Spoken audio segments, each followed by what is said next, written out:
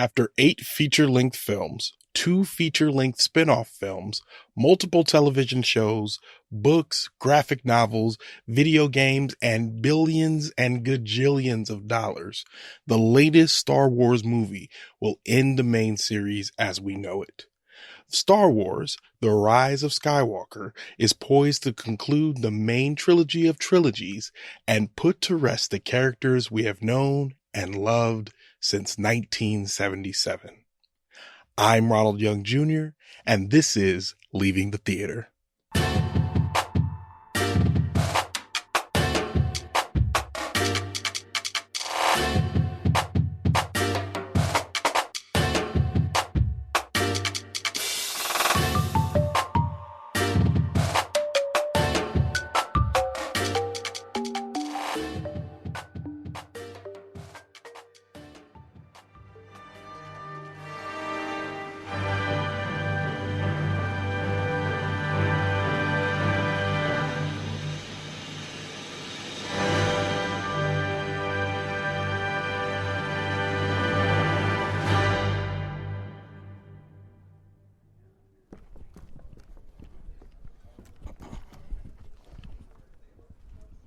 All right, this is Ronald, and I am leaving the theater after seeing the Rise of Skywalker. Good night.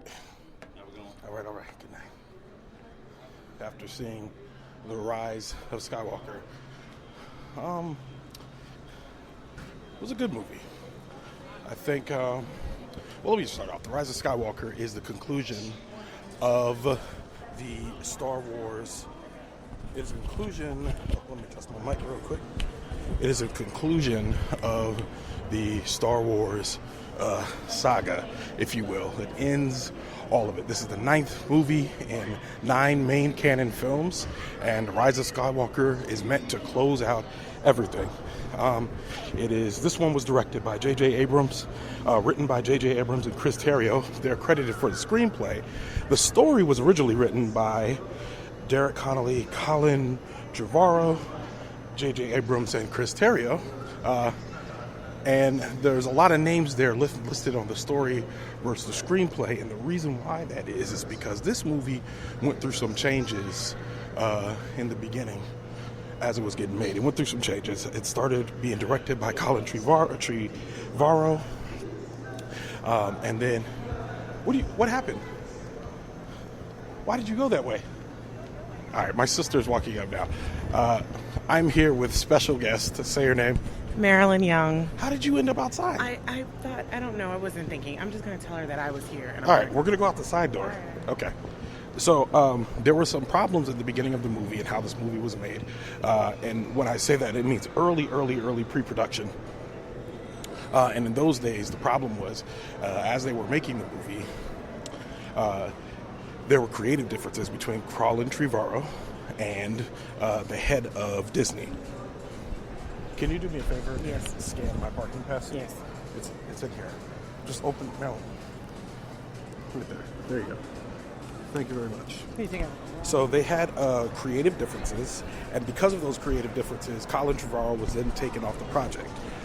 So when he was taken off, JJ Abrams, who did the first one, The Force Awakens, was brought back in to direct this movie. Now, let me just start off by saying the movie is good. It's a good movie. There's great action, very familiar dialogue, there's great shots. The movie was just pretty to look at. A lot of the things that I've liked about these new Star Wars are all there, which is that I'm watching it in a modern era of filmmaking, and it makes it that much more interesting and beautiful to watch. So those were the good things. The acting was good. I liked that they did a lot of things. Instead of being separate, the cast did a lot of things together, which was cool, which I won't get too much into because I don't want to spoil it for anybody. With all of that being said, the problems with the movie was that I feel like it had way too much to do. Like, in this third movie, based on the direction that Rian Johnson took it with the second movie, this movie had to not only conclude the entire saga, but kind of explain away, or in some cases, ignore what happened in the second movie, which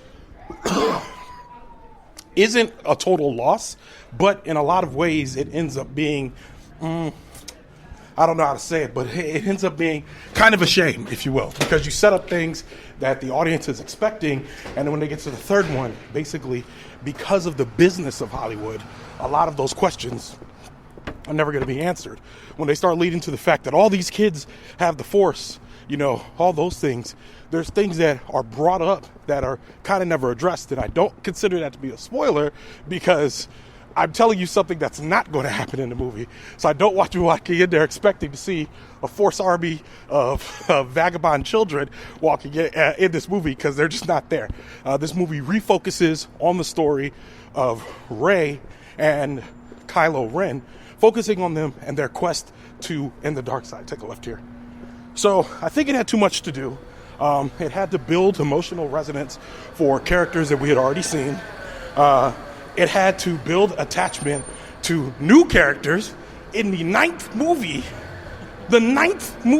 you are introducing new characters. Now, what did you think of the new characters, Marilyn? I liked some of the new characters, but I just felt like we didn't get to know them a whole lot. And even in introducing them into the ninth movie, they didn't introduce them to the beginning of the ninth movie. It was more like at the middle or the end of the movie almost. It was weird. Yes, I agree. At some point, they're adding characters in that you've now added just random rep shot the movie. Like, hey, I'm so-and-so. Be like, I don't care about you at all. I don't care what happens to you, so-and-so. Yeah. You could die right now. It would mean like nothing. that. Oh, I guess we can't tell. No. But there are new characters introduced. Yes. Know that. And so I didn't feel like a lot of what they did was deserved. Here we have Rey facing off with oh, crap. Can't say that. Can't say that. So, if you just heard me beep a whole bunch of this out, it's because I almost said a spoiler. So, but then again, what the point is, this movie has a lot of things that are very unearned, completely unearned. And when you're watching a movie like this, you want to get to a payoff where when you get to the payoff, you feel like, oh man, you know, like it built up to this. Mm-hmm. And I think the problem is because the filmmaking process was so disjointed, you don't get something like a Marvel film where you get to the end and it's like, that's right, you don't need to build no more characters. Like you just get to the point. Right, you know what I mean? what it is, yeah. What did you think in terms of the movie overall? I did like the movie.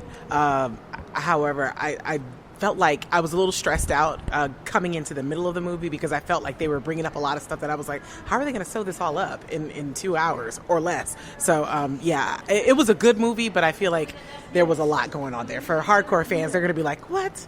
But I feel like they might have set it up for something maybe down the line. Maybe not within the next 2 years, but...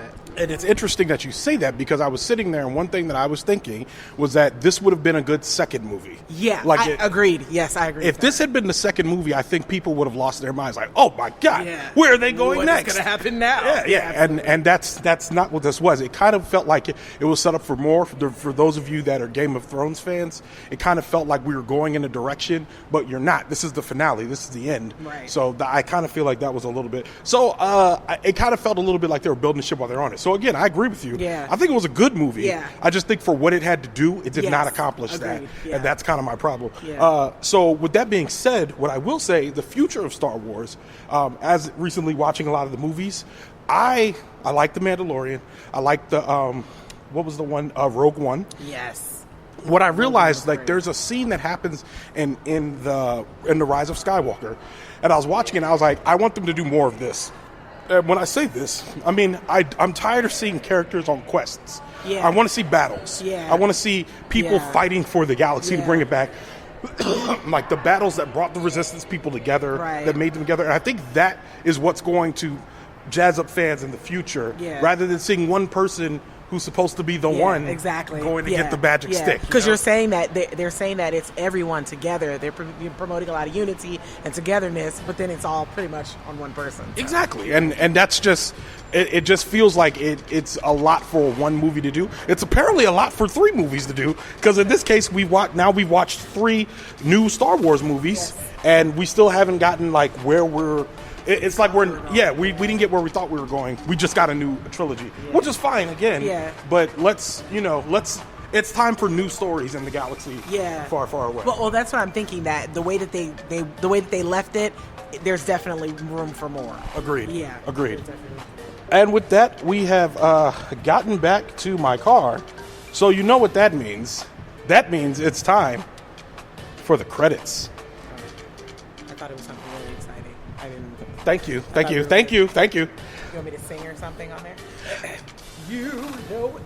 No. Leaving the Theater is a production of ohitsBigRon Studios. Theme music by the mysterious Breakmaster Cylinder.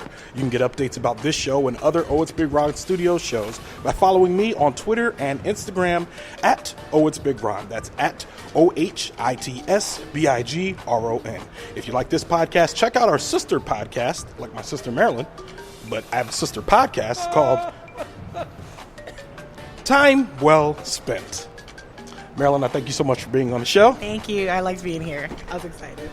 And for those of you that are listening, this is actually a double feature. I'm releasing 2 episodes at once. You should see in the feed that this one, The Rise of Skywalker, is now up. And the next movie, Bombshell, which I'm about to walk into as soon as I drop my sister off.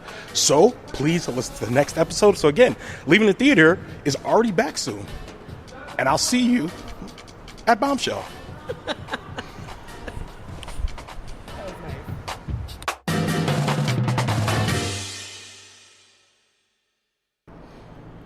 Also, I forgot to give my rating for The Rise of Skywalker, which would be 3 of 5 stars. 3 of 5 stars. Good movie, but again, it had some issues.